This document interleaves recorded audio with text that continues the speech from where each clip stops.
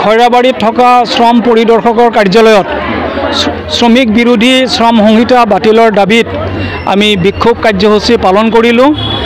এই কাৰ্যসূচীৰ অংগ হিচাপে শ্ৰম সংহিতাৰ প্ৰতিলিপি আমি দাহ কৰিলোঁ আৰু শ্ৰম পৰিদৰ্শকৰ জৰিয়তে ভাৰতবৰ্ষৰ প্ৰধানমন্ত্ৰীলৈ শ্ৰম সংহিতা বাতিল কৰাৰ দাবীত এটি স্মাৰকপত্ৰ আমি প্ৰেৰণ কৰিলোঁ। যোৱা 21 নৱেম্বৰ তাৰিখে কেন্দ্ৰীয় চৰকাৰে হঠাৎ শ্ৰম সংহিতা কাৰ্যকৰী কৰাৰ অধিসূচনা জাৰি কৰিলে আৰু এই ঘটনাটোৱে ভাৰতবৰ্ষৰ সকলো শ্ৰমিক আৰু শ্ৰমিক ইউনিয়নক হতভম্ব কৰি তুলিলে।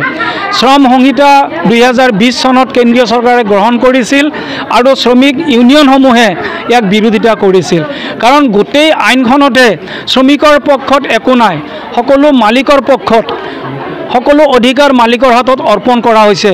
শ্ৰমিক নিয়োগ, শ্ৰমিকক বৰখাস্ত কৰা, শ্ৰমিকৰ মজুৰি দিয়া, শ্ৰমিকৰ অন্যান্য সা সুবিধা দিয়া, সকলোবিলাক কৰ্তৃত্ব আৰু অধিকাৰ মালিকৰ হাতত অৰ্পণ কৰা হৈছে আৰু লগে লগে শ্ৰমিকসকলৰ ইউনিয়ন কৰাৰ যি অধিকাৰ, এই অধিকাৰো খৰ্ব কৰা হৈছে।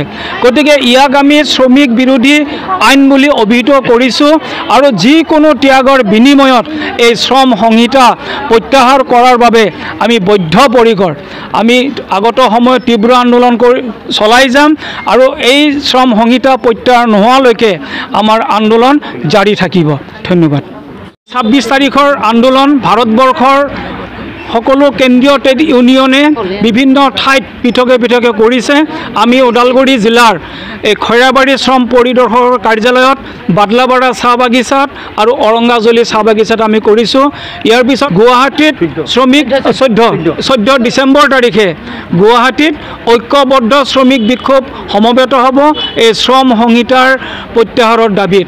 ইয়াৰ পিছত শ্ৰমিক ইউনিয়নসমূহে পৰৱৰ্তী আন্দোলন কাৰ্যসূচী গ্ৰহণ কৰিব আৰু দিল্লী ঘেৰাও কাৰ্যসূচীও অতি শীঘ্ৰে হাতত লোৱা হ'ব।